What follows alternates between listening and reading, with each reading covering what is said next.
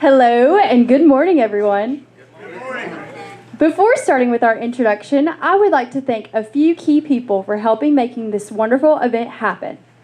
Mike O'Rear, our moderator, Johnny Ballou, Roberta Richardson, the Village School for donating these fabulous chairs that you're sitting on today, the entire team at Counts Brothers Music, and you in the audience for showing up today. Mike has worn the hat of artist, publisher, manager, and venue owner and promoter. Over the course of his career, his depth of knowledge and genuine interest in those he works with still continues today. As an artist, he continues to work with the Skylighters, a group that started 64 years ago in 1961. As a publisher for Muscle Shoals Sound, he developed international co-publishing agreements worldwide. As an independent publisher, he has cuts on Darren Norwood, Michael White, Garth Brooks, Trace Atkins, Brian White, John Michael Montgomery, Gretchen Wilson, and Merle Haggard. Today, he still manages music publishing companies, Mike's Amusements Incorporated, a jukebox and gaming company, and TSK Tech, an ATM company. So, without further ado, let's give a warm welcome to Mike O'Rear. And me and Jimmy had went up to Fred Carter's place outside of Nashville, and boy, they had a publishing factory going on. I mean, they had some of the greatest players in Nashville, and they'd bring in like a dozen songs. Somebody bring in a dozen songs, and they would cut them songs just one right after another. And Jimmy said, "That's what we're gonna do right there. We're gonna. You never can get in because we're always busy.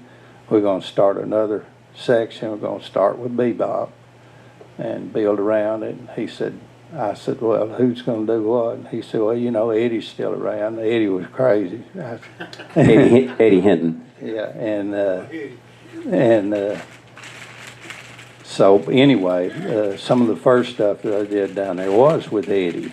Just me, Eddie, a coffee pot, and I don't know what else. But we stayed in there that first trip around the moon and the second trip around the moon. We were in there.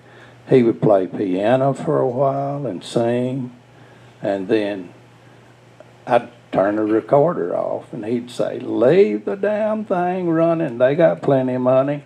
And he'd switch over and get on guitar and he'd play another song. He had a basket full of songs. We stayed in there for so long it was like coming out of a poker game. We came out one morning and the sun was shining and it was like you couldn't tell where you were. We'd been up so long. But we cut a ton of songs. I think they all went to the vault. But Dick Cooper told me, I wish Dick was here to elaborate on that, but Dick told me that, I was trying to think of what year it was. Eddie had moved in with John Weicker down in Decatur, and Eddie got in bad shape.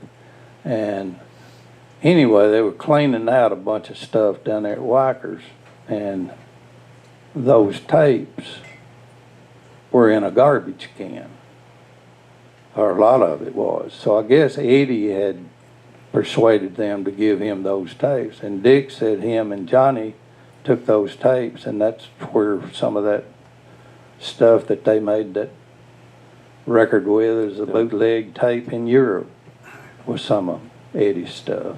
He was a great writer, player. He was phenomenal. Yeah. And nuts.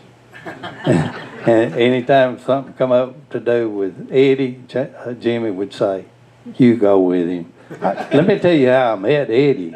Before I was up at Moss City's place. I don't think I was running 13, but I was at Moss City's place, and I guess this is probably 69 or something, 68, 69. But Eddie had come in to the joint, and I was standing by the door with my back against the wall. And this little guy come in, looked like a werewolf, and just stood beside me and backed up against the wall. And he said, how you doing? I said, I'm doing all right.